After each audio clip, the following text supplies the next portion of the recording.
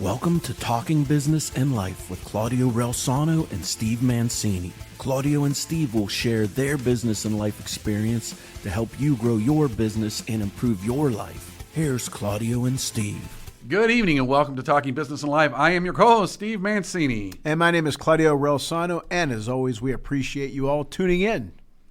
Claudio, I'm doing the octopus thing again. Always. You know, when you started saying hi, how are you? I was like, all right, I know I got to hit a button here to get it off of me. And by the way, look, no gloop today. I got a haircut. You have to give yourself credit because you do a great job. I couldn't do it, that's for sure. So I can't criticize. I can't say anything. You were always my favorite. Don't let our guest fool you. You know what I mean? You're always my favorite. But no, I didn't even put, as I call it, the gloop in my hair because I got a haircut Saturday. Oh, good. I'm excited, but I did get the chance to actually go outside. And it turns out not every day rains in Pittsburgh. But this week it's going to rain a lot, so, which is fine with me. I stand corrected. My season's over, so I don't care if it rains every day. Rain, baby, rain. That's it. All right, Claudia, we have a wonderful guest, and you're going to introduce her. Someone who, how do they word that? Has my heart because she is into pets, and I love pets. She is a podcast host. The podcast is called Let Fear Bounce. She has written several books, and her latest one is called Nuggets of Hope. And we'd like to welcome to our show Kim Lengling. I hope I pronounced that right, Kim. You did. You nailed it. Thank you. Right. Thanks for having me. You're very welcome. People butcher mine all the time, so I'm very sensitive to other people's last names.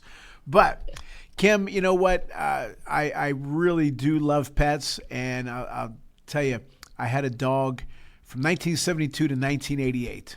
And when he passed about 2 weeks after my mom, I said, that's it.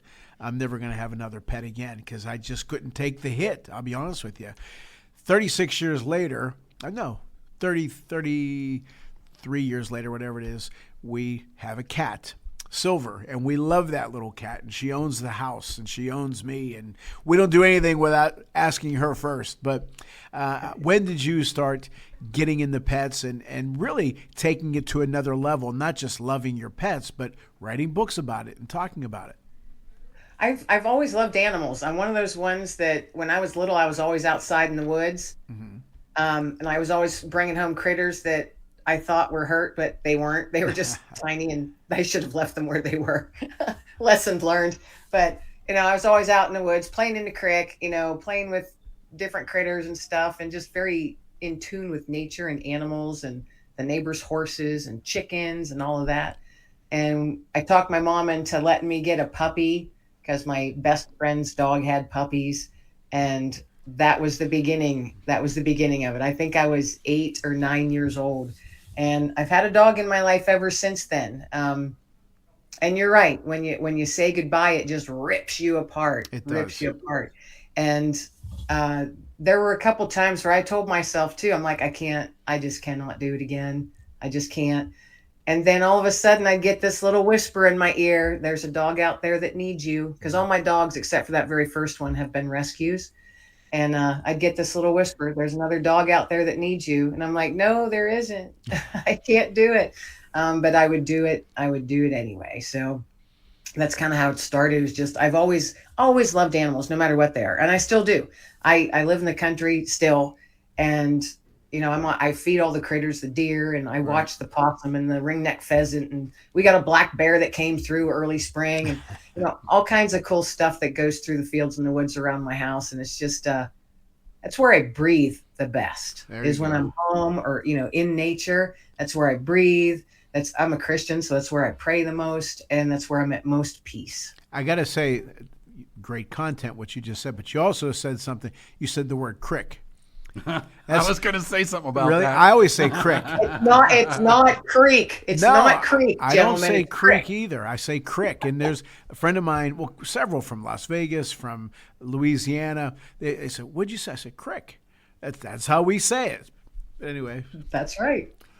Okay, now I have a question for you guys. Yes. Soda or pop? I say pop. I say pop. I hide my Pittsburghese and I say a soda pop. Oh, I do it just to screw around with people. I say pop. I've always said pop. Well, there's and then of course there's going to be bologna and chipped ham and we can go through our Pittsburghese or Yinzer Western PA words Right. here, which ultimately, I'm sure there's some linguist out there that did a study and said these actually aren't just random ruinations of English. These are actually probably based on something, with all the people that migrated here and immigrated here, it's probably some kludge of accents. But Kim, I want to ask you an interesting question because a lot of people have a passion for pets, and I get it. I like animals, except I'm super allergic to them. But obviously, there was something beyond just liking pets that inspired you to write books and to really, I don't want to say make it a career, but you've kind of made a little more than just, geez, I like animals and I like to take the occasional stray dog. Because there are a lot of people that do that. But you kind of took the step further. What was the niche or the void that you saw that you thought, well, I want to go further and start really researching and writing about them? I didn't see a void. It was a personal thing. I live with PTSD from something I experienced while I was in the military.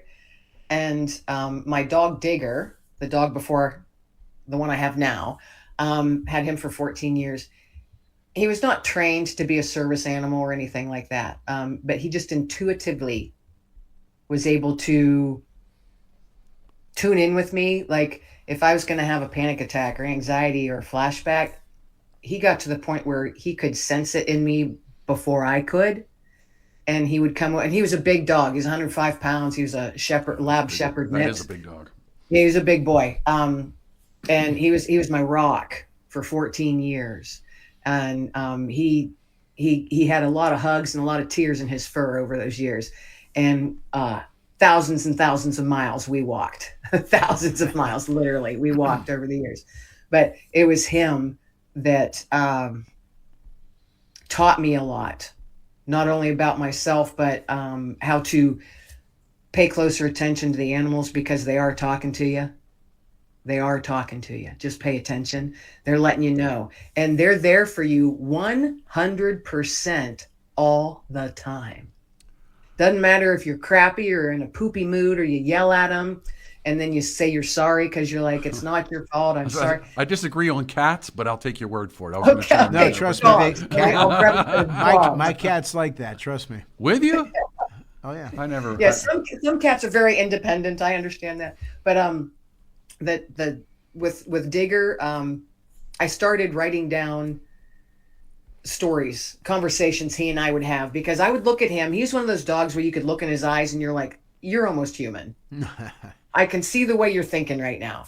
And so over the years, and as he got more in tune with me, and then I realized what he was doing, he was refocusing me before I would have a panic attack, or he would wake me up from a nightmare, in the middle of the night. I started like having these conversations pop up in my head, and his voice was always that of a wise older man. So I started calling him my old man. He was my wise old man, And so I started writing those conversations down and started sharing them on Facebook. Did that for like probably the last 7 or so years of his life. And he started getting a following. And I wrote one when he passed as well. He was teaching me a lesson and explaining and giving me a story that it's okay for me to let go and I'm going to be okay. That was hard. God, it brings me to tears to this day. But that's what kind of got me going with that was Digger. He was the inspiration for that. And then I realized, I'm not the only person that has an animal, whether it's a dog or cat, a fish or a horse, that has helped someone through their day-to-day life, who has been able to settle them, settle a troubled soul. Animals have the amazing, magical ability to settle a troubled soul.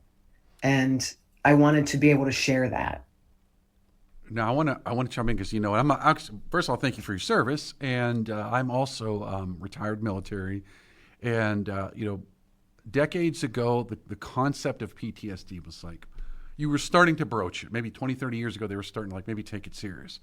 But I remember watching, old videos after the First World War, Second World War with veterans and the trauma. I mean, these guys are like shaking and they're like, or the World War II, they're just it's bottled up and they're just, a couple of booze shots and they're going to explode. And people didn't understand that. And now, people start to understand, and it's not just limited to military. You could have a traumatic thing happen to you, and it's Absolutely. not just to veterans. But you certainly see it in larger numbers because you send larger people into situations which are inherently going to stress them and strain them mentally, emotionally, etc., physically, whatever. Now, I want to ask you kind of a weird question because you said that the dog was basically kind of helped you get through PTSD. Is this something that you kind of learned on your own, or was this like recommendation or advice from someone? Like how did that kind of connection start with you? I was struggling really hard for a while and couldn't eat, couldn't sleep, lost all kinds of weight, was looking really crappy. Didn't feel good mentally or physically. And I'm a member of a veteran group here, and the majority of the guys are Vietnam vets. And a couple of them, they're my big brothers. And a couple of them approached me one day and said, "Hey, kid, we don't know what's going on, the specifics, but we know the signs, and you need to go talk to somebody." And me, I was just like, bleep, bleep, you, I don't need to, I'm fine, leave me alone, get off my bleep, you know what I mean? That kind of attitude. And they said, "Well, if you don't go on your own, we're going to take you kicking and screaming. So that's your choice." And I was like, I don't need your help. Leave me alone. I'm fine. And a few days later, I was in a car and they were dragging my butt to go talk to somebody. They had made an appointment for me to go talk to a counselor. And they drove me up there, not a happy camper, but they took me up several weeks in a row to make sure I went. And it was that point where I realized, oh, maybe I do need a little help. Maybe it would help to talk to somebody outside of my bubble. Oh, really? Wow. I'm not the only one. Wow. Amazing. Because you get so deep in it, it's hard to see outside, you need that unbiased opinion. And when I started learning from that, then I realized that's when I started noticing what my dog was doing, what Digger was doing. So I would get all, I would feel it. I always said I feel it creeping up, like it's creeping from up behind me and, like in my stomach. And then my chest would get tight and my heart would start racing a little bit. And I'd be clenching my hands and then I'd be clenching my face. And I realized that Digger, and he was a big boy, would come up and start nudging me with his head. And I'd be like, "What are you doing, buddy? Leave me alone. Just go over there and lay down." Then I realized what he was doing, and that's how it kind of all came. I learned first, but he just learned instinctively. Now, I'm going to ask. Does that answer your question? No, that's a fantastic answer. Okay. It does, and it's always good. I mean, and I think that people should be. If you're really going to call someone a friend, then you have to be there in the good times and the bad times, and you have to be willing to talk with someone that's a friend and have a hard conversation. That hard conversation might simply be, "Hey, listen, you're not doing so good." You know what I mean? And I think people will appreciate that, number one. But number two, you touched on something, and Claudia, I'm going to give you the mic. I just want to kind of finish the thought here. Sure. But you touched on something that's very important. A lot of people think they're alone in their problems. The show's called Talking Business and Life. And one of our takeaways, and Claudia and I have had this conversation a lot, is we don't want to be drama mamas. We want people to feel good, but we want people to see that there are a lot of people out there that have endured some very bad things in life. I was overseas for a long time. Because I did 20 years. I did all the good fun stuff. And so, I get it. And the flip side is then you realize, when you start talking with people, you realize, I got problems. Maybe they're not as bad as that person. I'm not saying that makes you feel better, but it makes you, at a minimum, it makes you say, I'm not on this island alone. And the fact that somebody cares about me goes a long way, and people need to hear that. Yeah. That's the big thing. Being seen. Yes. That was huge because I didn't realize that I thought that I wasn't being seen. Absolutely. Yeah. Kim, when you were telling that story, it brought two things to mind. When my mom was sick back in 1988, she was 48 and she passed away. But when she was going through her bout with cancer, and she used to speak to my dog in Italian. Trust me when I tell you, he understood her. He was bilingual. He understood English and he understood Italian. But he never would sit next to her. Well, he would never sit next to her on the couch When she would lay down, he sat next to her. When she would go downstairs, he'd growl at her because he knew that's where he would get his baths. But wherever she went, he followed her. He knew something wasn't right. And then when she passed, 2 weeks later, he passed. So you can imagine the hell I was going through. But then my cat, this past October, when I had diverticulitis, I was in the hospital. When I came back home, she followed me everywhere. She likes to jump on me anyway, but at night, she jumped on me and slept with me. But it was a different thing. She didn't wake me up like she always does, like the 2, 3 in the morning to be fed. She left me alone. They know. Yeah. And it's hard to describe. I guess you and I just did describe it, but we have to give pets more credit than people do. They're a hell of a lot smarter. And one more thing. When I was a kid, whenever my parents would leave the house, my dog would come at me, and he was a mongrel. He was part Dalmatian, part pit bull. Friendliest dog. He'd start barking at me because he'd want to play hide and seek. Every time they leave the house, he was ready to play. It was crazy. He just knew. And like I said, these pets are a lot smarter than people give them credit for. Oh, I often say my dog is so much smarter than most humans. Oh, without question. Yeah, that's why most days I'd rather be with my dog. Oh, yeah. As the honorary Italian consul here in Pittsburgh, I'd like to vouch for that. They just won't read the instructions.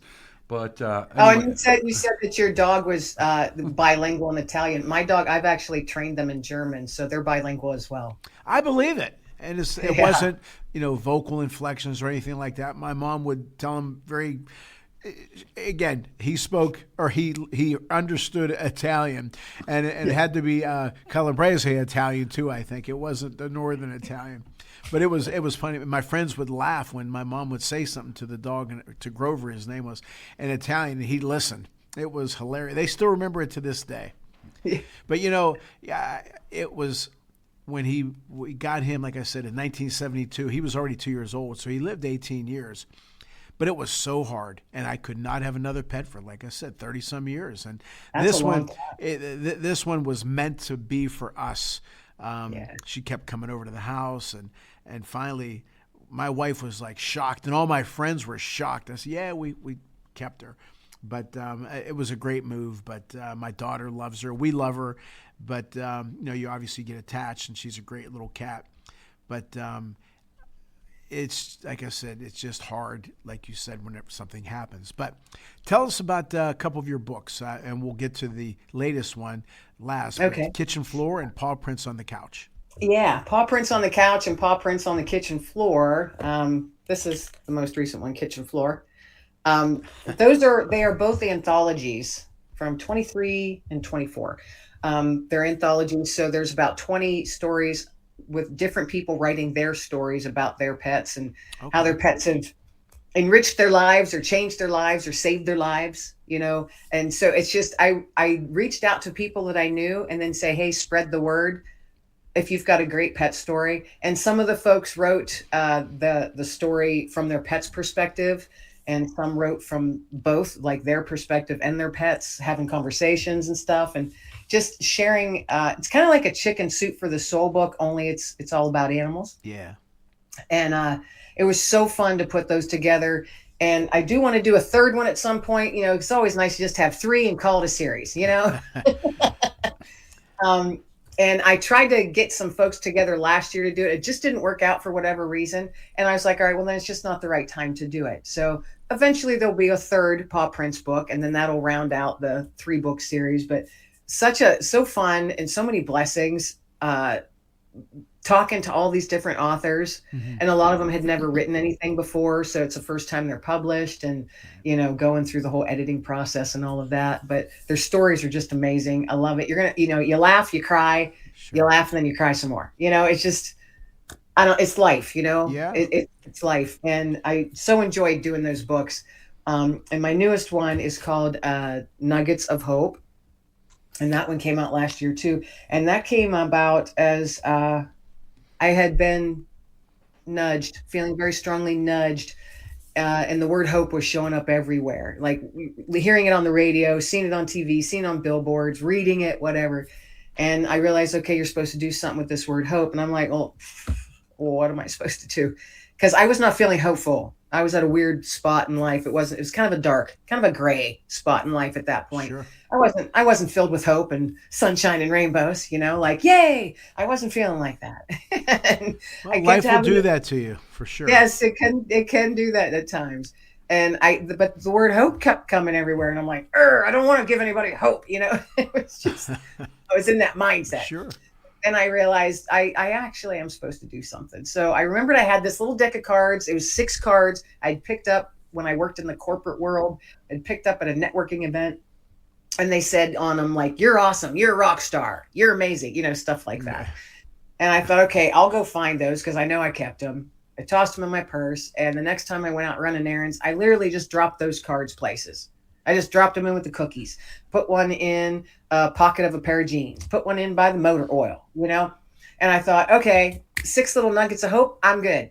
And that was then is when I coined it, little nuggets of hope. I don't even, that's how it came about. Sure. And I thought, okay, wipe my hands, I'm done. The nudge should be gone.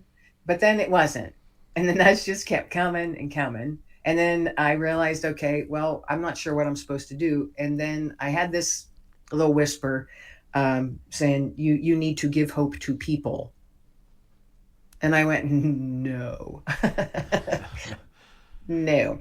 I'm not going to approach people and say, hey, I want to give you hope today. I'm like, people think I'm crazy. So, but it wouldn't go away. That nudge wouldn't go away. It was very, very strong. It was very strong. And I got online. I'm like, all right, nugget of hope. What am I supposed to do? What am I supposed to give somebody? And then I found these polished rocks that have the word hope engraved. Yeah. on them. So I bought them. They're not cheap. Rocks. I know. I have a few of those. My daughter gave me one that says patience. I wonder why she gave that one to me. Yeah, someone gave me one that says faith. I have that too. Yeah. But I got nothing but hope. I got all the hopes. And I started carrying a few of those in my pockets with me. And one day I was like, I was in Walmart, and I'm walking down the aisle, and there's this older woman, and I've shared this story lots. There's this older woman standing, just staring at like the shelf of items. But I knew she wasn't seeing just by her posture. And I'm very, very empathetic. And I could just like feel sadness coming off of her because she was just standing staring. She wasn't looking at. Do you know what I mean? Yeah. And she was kind of lost for a few minutes. And I looked at her, and it was so strong. It's like, you have to give her a nugget of hope. And I went, oh goodness. Okay. Well, here I go. 1, 2, 3, go. So I had it in my pocket, and I pulled it out, and I walked up on her side so I didn't startle her. And I just very softly, gently said, excuse me, ma'am. And she turned and looked at me with such a sad look. Oh, such a sad look in her eyes. And I held out my hand, and I said, I would like to give you a nugget of hope today. Oh. And she held out her hand. And I just gently put it in her hand, and I said, I wish you a blessed day. And I turned and walked away, knowing that I'm not supposed to chit-chat. I'm not supposed to find out their story or their name. I'm just supposed to offer them hope. Sure. And as I'm walking away, I hear her say, oh my goodness, you have no idea. You have no idea. Thank you. And I just kept walking and got my stuff, got to my car, put my head on the steering wheel and just started crying. I'm like, okay, now I know what you meant by, and I'm talking to God when I'm doing this. I know what you meant by give somebody hope. So I've been doing that for 3 years now. And I would come home and write those down. It was not with the thought to share them or, pat myself on the back, anything like that at all. I wanted to write them down as a reminder to me, to myself, because I have found over the last 3 years, it's on the days that I don't feel great that I make myself go do an errand. I make myself get out of the house. I make myself go be around humans, and I give one of these out. It totally turns my day around. Wow. And I wanted to get those written down for me. And the more each one was so different, and there's been dozens and dozens of them. I mean, I've been, people have looked at me like I'm crazy, or like, why are you stalking me? I've had people do nervous laughter. I've had people just bust out crying, just start crying. I've had people hug me and say, just thank you, thank you, thank you. I've been yelled at. I've been swore at. And each one was meant to be exactly how it turned out, and not a single person, not one single person has ever not held out their hand and accepted it. Good. I'm a total stranger. I've never given these to people I know. It's always when I'm out and about and I just get like this really strong, like, oh, right there. Ooh, that person. Mm-hmm. There was a gentleman in the parking lot. It was pouring down rain and I'm walking behind him and I couldn't see his face or anything. I had seen his hat. He had a Vietnam hat on, ball cap. And I had seen him as he was walking past me because I was sitting there thinking, should I wait out the rain or just get through it? Who cares if you get wet? So I was just booking it with my cart. And I came up to him like he was turning towards his truck. And as I came up right beside him, I got such a strong feeling like that guy needs a nugget of hope right now. And I went, oh my gosh, it's literally dumping rain. So I'm digging for a nugget of hope. I pull one out and I say, excuse me, sir. I'm like running. I'm like, this guy's got to think I am crazy. But he turned and I said, I would love to give you a nugget of hope today.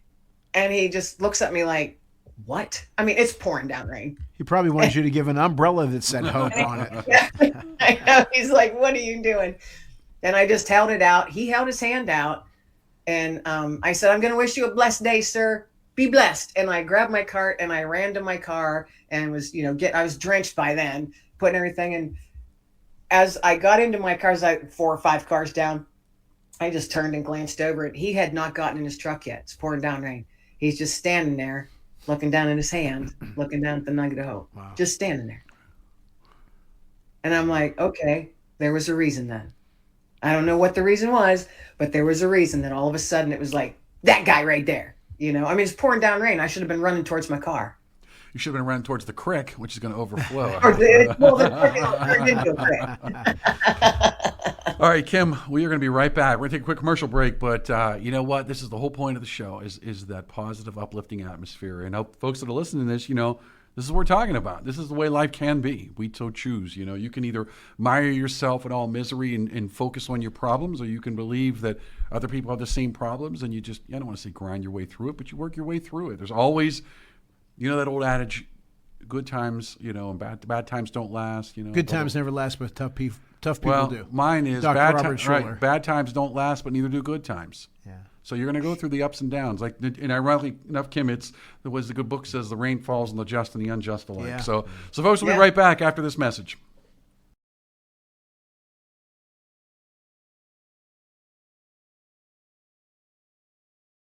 Ciao, Chrissy. Your Italian got so much better. Brava. Grazie. It's because I learned the best way possible. How so? Well, I learned that with apps, grammar books, and even YouTube videos, I could only get so far. I had to immerse myself. I noticed I did best when I was in Italy visiting family. That's where my level really soared. And wow, did it work? Thanks. I became much more confident, fast. That's why I created Footsteps Through Time. It's an Italian language experience. You don't just take Italian classes, you immerse yourself in a real Italian village. With lots of fun activities and excursions, it's life-changing. I see.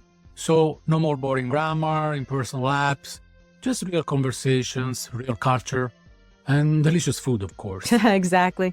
I'm so excited about this. Learn Italian by actually becoming part of the local community for a week and living it. So if you've been dreaming of Italy and the language, check out Footsteps Through Time in Italy.com. Book now and join the experience. Andiamo! Thanks to Greater Pittsburgh Travel. For any of your travel needs, let Tom and the team at Greater Pittsburgh Travel know, and they'll take care of you. For more information, call 412-331-2244 or visit their website at www.greaterpittsburghtravel.com. And we want to thank the Calabria Club of Pittsburgh. If you're interested in learning more, you can find their contact information on Facebook at Calabria Club of Pittsburgh. Again, thanks Domenica and the team at the Calabria Club of Pittsburgh for your support. Hello, everyone. My name is Claudio Relsano, and I am the author of the book, Lead from the Heart Up, Not the Neck Up, How to Create a Positive Winning Culture on the Field and in the Office. My years as a head baseball coach and a general manager of a pro baseball scouting company, I know that my leadership experiences that I've included in this book will help you become a better leader. You can get the book at ClaudioRelsano.com. Speaking of ClaudioRelsano.com, you can listen to my show, The Claudio Relsano Show, where I've interviewed such legends as Mario Andretti, Dick Vermeil, Rocky Bleier, and many, many others. And I also have an entrepreneurial program there talking about my entrepreneurial experiences. So hopefully that'll help you, and hopefully you will enjoy that. And also, Sports Corner, hosted by Ralph Williams, co-host with myself, Jim Frazier, and Luther Dupree Jr. We appear on 92.5 FM, 1250 AM, The Answer, Salem Radio, every Saturday here in Pittsburgh, 2 p.m. to 3 p.m. I hope you enjoy the show. I hope you enjoy all the shows, and I hope you enjoy my book. We'd also like to thank Chris Gonzalez from the Knights of Columbus. If you have any questions about joining the Knights of Columbus, reach out to Chris Gonzalez at 412-605-9074. Mother's Day is the most disappointing day for mothers. Don't send Mom a text. Show her some love with a book that will make her laugh out loud. Buy her Come On Down, a little story about my Italian mom's big dream. Writer Fran Tuno tells the underdog story of her Italian mom's need to win big, feed people, and pray her kids marry and give her grandchildren. Plus, Come On Down has delicious recipes. Moms love those. Find Come On Down on Amazon and all large retailers. Learn more at frantunno.com. Hi, I'm Steve Mancini. And I am Claudio Relsano, and we are the hosts of Talking Business and Life. Join us in celebrating the Italian community on June 28th as the Pittsburgh Pirates take on the Cincinnati Reds. This ticket package includes an exclusive co-branded Pirates Italian-themed jersey and loaded value to use on concessions and merchandise during the game. And remember, a portion of each ticket purchased through this offer will benefit a local Italian charity. So hope to see you there June 28th as the Pittsburgh Pirates take on the Cincinnati Reds. Welcome back to Talking Business and Life with Steve Mancini and Claudio Relsano. We have a very special guest today, Kim Lengling, who is sharing her story. Kim, I wrote a book called Lead from the Heart Up, Not the Neck Up. But my mom used to say, never speak from the neck up, speak from the heart up, which is what you're doing, and we appreciate it. But I got to tell you, and I don't mean to take this in a different direction, I'm like that. I'm extremely sensitive, and I know Steve. Steve's a very passionate person as well. But I'm not jealous of anybody in this world. I have a wonderful life. I've been through hell like everyone else has. But there's one person that I wish I was like. And whenever I say this, my friends get very upset with me. But this one guy has had his wife pass away, parents pass away, grandparents pass away, pets pass away, nothing. And I mean nothing. Actually, he would joke during the illnesses and the funerals, but if the Pirates lose a ball game, or when Roethlisberger retired, or somebody threw an interception, look out. And I would say to myself, I wish I was like him. I want somebody to, and I'll be honest, I've come into the studio upset about some different things, and Steve picked up on it right away. And I want one day for me to come in here and Steve say, Claudia, what's the matter? Damn it, Steve, the Pirates lost 6 games in a row. And that's where I want to be. I want to be like that guy. Soon, Claudio. What's that? Soon. I envy that guy because he doesn't care about anything. And sometimes I wish I was like that. And last thing, July of '88, when my mom was having surgery, I remember on the patio of the hospital, I told my dad, I wish I didn't care for either one of you as much as I do. Obviously, I took it back. But this guy was always like that. He's not a bad guy. He just doesn't give a damn about anything but himself and sports. And I wish I was like that. You know what, though? I don't believe that's really the case about him. I know people say that he's, what do you call it, tamping it down, or what's the other word they were using? He's burying it. That's him. Trust me, I've known him for 1,000 years. That's him. He don't give a damn. He's got to have a soft spot somewhere. Oh, no, he's a good guy. For the Pirates. Right, Steve. No. He is a good guy. Steve doesn't even know him. He's right. He's got a soft spot for the Pirates and for himself. And I envy that because, Shakespeare said, if you tickle me, I laugh. If you prick me, I bleed. Well, I'm just no. That's not the one. That's not the one. Shakespeare said, "Life is a tragedy to those who think and feel, and a comedy to those who don't." You don't give a damn, and I really wish I was like that. I don't. Okay. Thank you very much for that response. Get her off the air. And it's Creek. But I'll tell you. And it's Creek. That's not right. Creek. That's right. We gave you enough leeway with Crick. But I want. But before you answer that, Kim, I want to say one thing though. There is something draining. Draining. When Great you word. when you care. Yes. And it's kind of like I've had to learn I've learned not too long ago, and I still kind of have this problem, is I can't care about your problems more than you. But the problem is when you care about people, even if it's not as much as they do, you still care about them. At some point, I feel like our emotions are a lake. And eventually there's only so much water in the lake. When you're running around, doing this is a very positive thing. And you see these people, and most of the time, I'm going to make a leap of faith. When you're giving, your nuggets of hope here, you're not doing it to people that are laughing and having a great time. It's probably people that you think they need something. There's something missing. There's a moment in their life. They're in that pit, and I'm going to kind of reach down and help them out. Does that drain you, though, after a while? I don't do it all the time. It's only when I feel very strongly nudged to. So it's not like every time I leave the house, I do it. I used to, years ago, and I understand completely what you're saying. I used to just give all the time. And help. And I mean, I would lose sleep over others.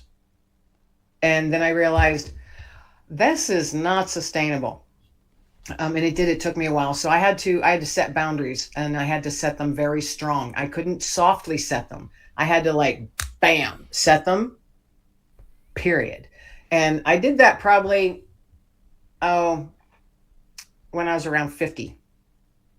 So it was a hot minute ago, couple minutes ago.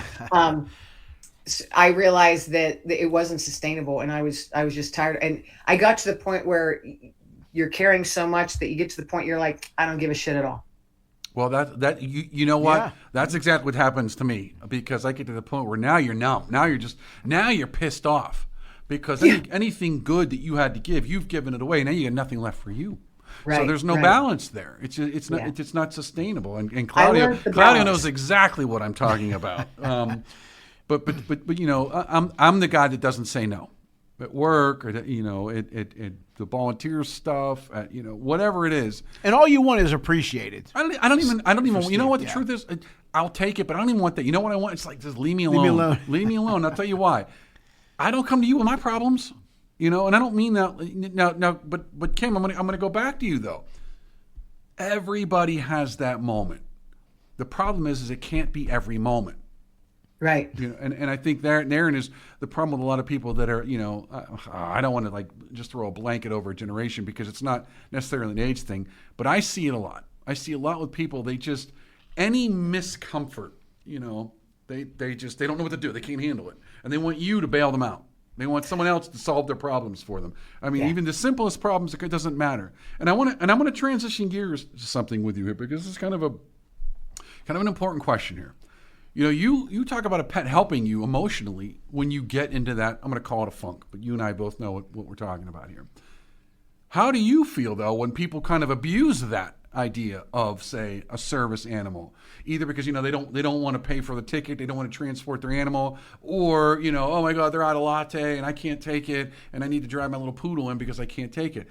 I mean, how do you feel about that, knowing that, especially being a veteran, there are guys that have been basically almost to the gates of hell and back, and then there's, in the rear with the gear, as we'll jokingly call it. Well, it ticks me off. Well, that's the short answer. I've worked for the past 27 years supporting veterans in my area, helping, with housing and food and clothing and all kinds of stuff. And we came up with the term red flag vet, because we'd have these people contact us, and we always vetted them. We need your DD 214 and you have to be honorably discharged, blah, blah, blah. And they would give, you get this really long story or it would be from the spouse of a veteran, this really long story. You're like, okay, I can empathize with you, but you got to prove what you're saying, because we don't just hand out money. We don't just pay your bills.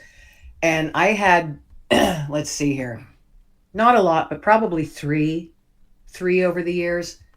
And I called it, they whip out the I'm a veteran card. And they were all men that did this to me, screaming and swearing and MFing me, saying, I'm a veteran and I deserve this and you need to do this. And I would just stand my ground and say, I'm a veteran too. No, you don't need that. And I don't need to help you at all. What you need to do is be a better human being and stop lying. Right. And they'd be like, I'm going to kick your butt. And I'm like, give it a try. I never backed down from them, but I don't have any respect for that. The trying to abuse the system or be a taker, because there's too many people out there that are hurting and suffering very quietly, Right. that actually need my help. And the chances are that the ones that are really hurting are probably the ones that aren't saying anything. And Exactly. by the way, my sister used to work for the VA, and she would see a lot of these. Who did? My sister. Okay. And she would come and talk to me, and without disclosing details, but I'd be like, how's it going? Oh, they're yelling at me, they're screaming at me, and then you find out what they did, and you're like, there's no way you're that traumatized. Like, you know what I mean? Like, and Kim, you're going to totally get this. For people listening, veterans know this. Non-veterans don't realize this. For the longest time, people say, I want to thank you for your service. I'm like, you know what? I really didn't do that much. I was, a comm officer in the Air Force. I was AE in the Navy. No pointy end of the spear stuff. Like no, clearing houses out, blowing stuff up. All that good, fun stuff. And I'm not saying that that's the only job that's stressful or that could have caused them, because you could be in the rear and something really bad could have happened. Yeah. So I'm not poo-pooing that. But what I'm saying though is, most people in the military aren't the pointy end of the spear. And what Right. you found was everyone said, well, if I get out, there are entire services set up to get you a disability check. You got tinnitus, or, I got this, or I got that, or all you got to do is claim anxiety or PTSD, and you could have been a supply guy, never left the States. And this is the problem. And so everyone wants to run and say, thank you for your service, thank you for your service. Like, I appreciate anybody who put the uniform on. And in that regard, thank you for putting the uniform on. But not all veterans are the same, and not everybody that's worn the uniform is necessarily a good person. There were a lot of dirtbags in the military. I'm retired. And so I'm not, this is not like I don't know what I'm talking about. I've been all over the world, and I've met some really awesome people, and I've met some real dirtbags. And so the idea that, you're in the service, you're all served honorably, that is garbage. Yeah. And so, Kim, I totally get that. And usually the ones that are pointing the finger and screaming are probably the ones that weren't the pointy end of the spear. Because the pointy end of the spear guys, they probably be like, either I'll suck it up, or, I want to tough it out, or, whatever. But they're not most likely. There might be a few exemptions to that, but they're not going to be the ones doing that. There's probably a few exemptions. And again, I'm stereotyping in my own way, and I get that. I get that. I get that because I've dealt with so many of them. Most of them will say, yeah, you're right. But then you have those few that and I always say they try and flag their veteran card, and I'm like, I got one too, and mine says honorably discharged. Right. Yeah. So because there's one gentleman, he called every organization in our area. And this was a lot. And so we were all calling each other saying, red flag, if this dude calls. And so he was being turned down by everybody because he was like, I'm a veteran. You need to do this for me. And the one veteran service officer in my area, because this guy was in my face, and I told the VSO about it, and he's like, no, this doesn't happen. And he goes, what's the guy's name again? And so he looked up all of his records, because I had enough information for him to do that. And the guy was dishonorably discharged because he beat the crap out of an officer. I'm like, smart. And was going around trying to get money and food and all kinds of stuff from the organizations. And he went to his house, this VSO. He was a big dude. He was a big, bulky dude. and he went to this veteran's house and told him to. This is how he explained it to me. I went and knocked on his front door, and I told him that he needed to cease and desist. And if he did not, that there was going to be a battalion of combat Vietnam veterans knocking on his front door. And I'm like, I love it. That was a Chris. And if he isn't sure about that, remind him there was a Chris Christopherson movie in the 70s about this. Remember the truck? He was the trucker. And he was, anyways, Claudio, your turn. Claudio, your turn. I know a lot of things, but I didn't know about that. We just went off on a tangent. We did, but that's good. You know what, Kim? We always ask people what's next for them, but I'm going to throw you a curveball. Not what's next for you professionally, but what's next for you personally? What would you like to be better at? I know me personally, as I said, and I know it's not going to happen. I'd like to care less, and that's not how I'm wired. I'm a passionate guy, and when I do care, I care a ton. But I'm still trying to curb it a little bit. But what's next for you as a person?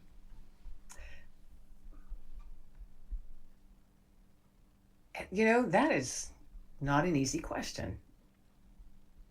I'm facing potentially a tough situation coming.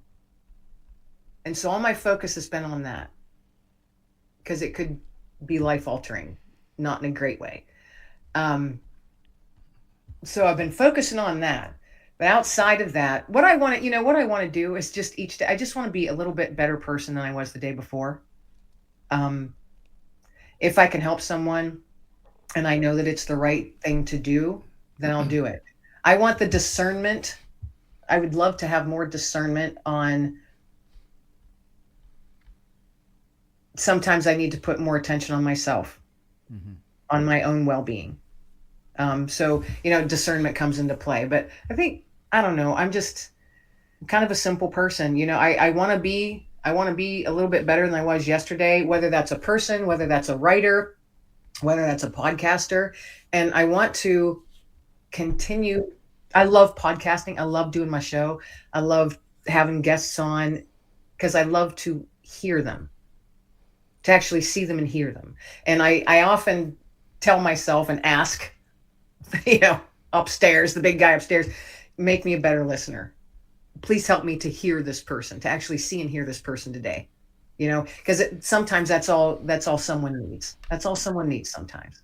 It's just someone to listen. So I don't know if that answers your question. Yeah, the way it does.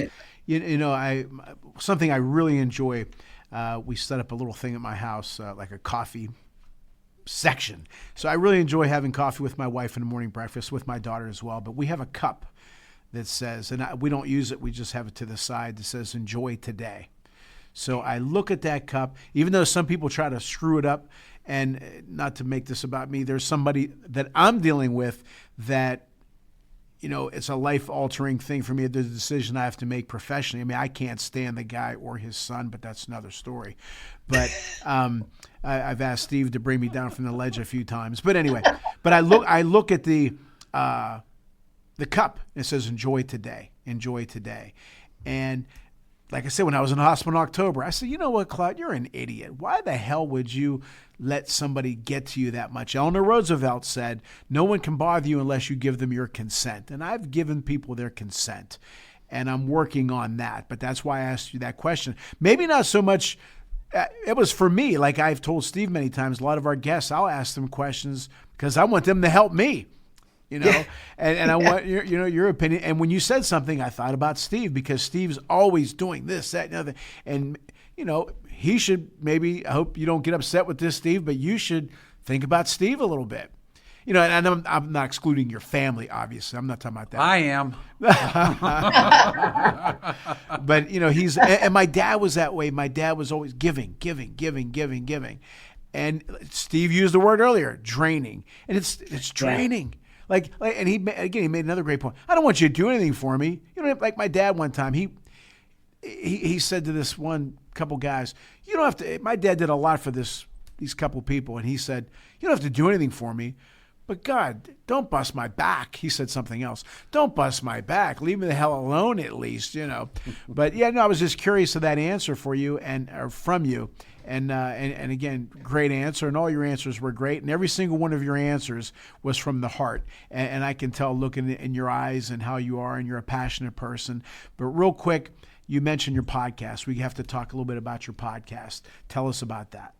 Let fear bounce. Yeah, Let Fear Bounce. That started in 2020, like when the world closed. And we were all stuck in our homes because we were told to be. And that's when I was like, no. I turned off the TV. I quit watching TV then. Smart. And that continues today. Smart. I don't watch mainstream TV or mainstream media whatsoever because it's all BS. My opinion. You're right. And I decided, and I had lost my job, as millions and millions of others had. I was a sales and marketing director for a small manufacturing company.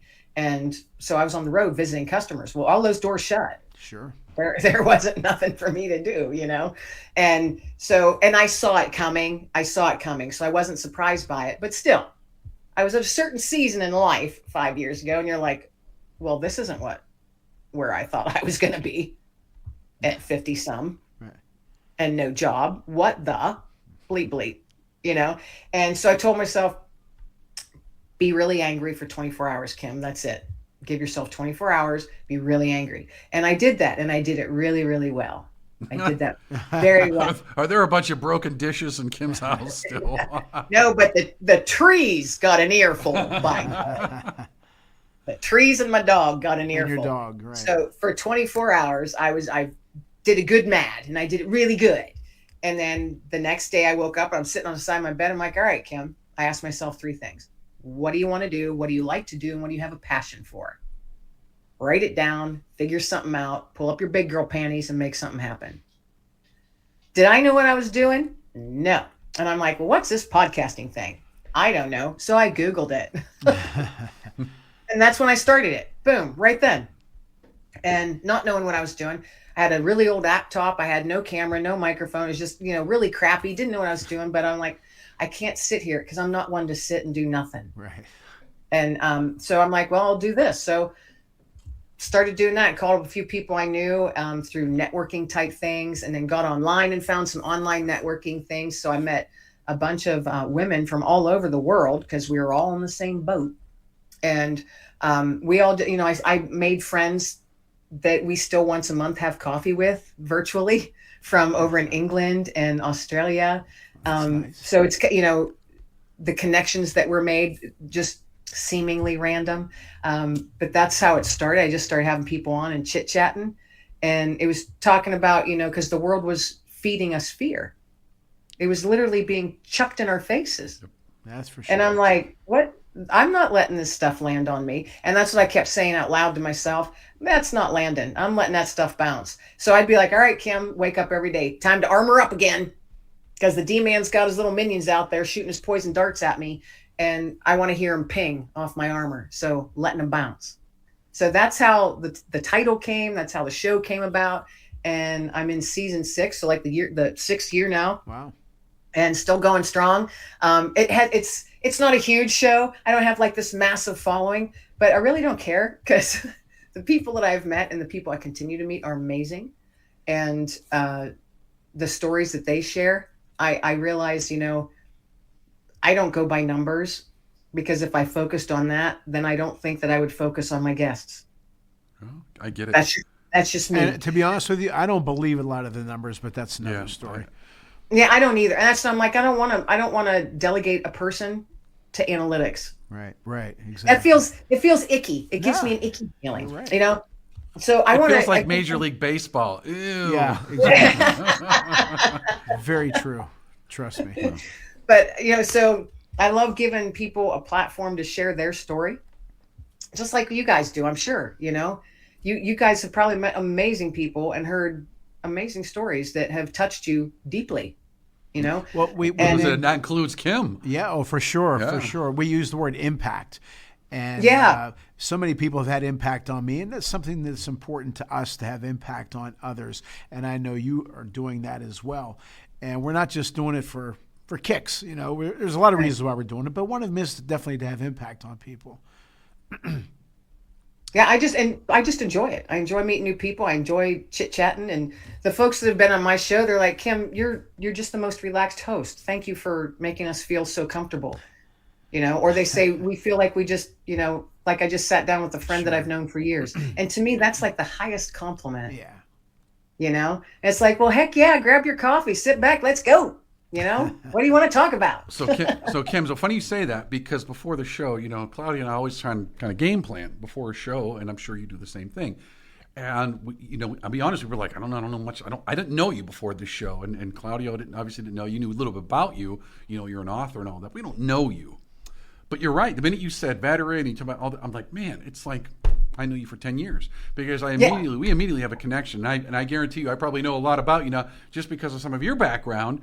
And to your point, Kim, I don't know you if we're not doing this show. And we don't know you if you're not writing that book. And ultimately, that's what you got to be doing it. For your dozens and dozens, I like to jokingly say, for our dozens and dozens of listeners all over the world, you know, yeah. I mean, at the end of the day, though, the simple fact is that somebody's coming back. So, and same with your show, you know, same with our show. I don't care how many people somebody must like it, right?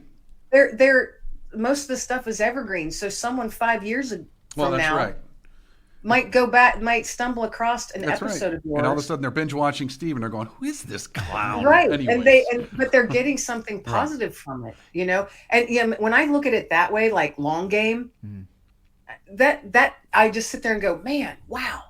Yeah, that's everything. It's the same thing with when you write a book and you put it out into the world. You it's know? like, Kim, it's like peeing in the pool. When it's in there, you can't get it out. So these podcasts and your book are out there. I don't do that often. Kim, how can I understand what you're saying. How can people get in touch with you, listen to your show, and get your books? Easiest place is just to go to my website, which is my name, KimLenglingAuthor.com. It's KIMLENGLING author.com. My books are on there. My podcast is on there. You can meet Dexter, my dog, on there because he's my office manager. He's the one who keeps me in line. So he's my office manager. Yeah, you can see what's coming up, what's going on, what other shows I've been on there. All my books are on Amazon, and if not, you can just Google my name and I show up. And I'll put that on the description as well. So folks that are watching this, go down to the description. I'll put a link to Kim's website. But Kim, before we kind of sign off, I seriously, I want to thank you. This was a fun one. It was fun. I had no idea what to expect. We appreciate your passion. And you're nuts for saying crick. If for no other reason, Kim, it's creek. But it is crick. I say it's crick. Wait a minute. By the way, did we ever agree? Is it soda or pop? Are you a pop lady or a soda lady? I'm a pop person. All right. Pop. Well, I do soda pop only because I remember The Outsiders in the 80s, if you remember that movie. Remember Soda Pop and Pony Boy and Dally? Anyways. All right, well, folks, I'm going to give Claudia the last goodbye. But, Kim, I wanted to thank you again. We are going to stay in touch. I'm probably going to order one of your books and, hoping we can just keep a relationship going with one veteran to another, if nothing else. And I look forward to hopefully one day you're not too far up the road, so let's plan a real coffee, nothing virtual. Real coffee. And love it. Because I said you're only an hour and a half up the road, so I can absolutely will make it happen. So Claudio, as always, take us away. Kim, great job. We're so lucky to have you on, and we'll definitely have you on again. But we will be in touch, and thank you for being on. We appreciate it. Thank you so much. Thank you, both you guys. This was fun. It was very fun. And thank you to Mickey for setting this up for us. That's right. Yeah, you got to mention Mickey. So again, thank you, Kim. Thank you, Steve. Appreciate the audience, and as always, thank you, Mom and Pop. Thank you for listening to Talking Business and Life with Claudio Relsano and Steve Mancini. Tune in next week for more impactful business and life experiences with Claudio and Steve.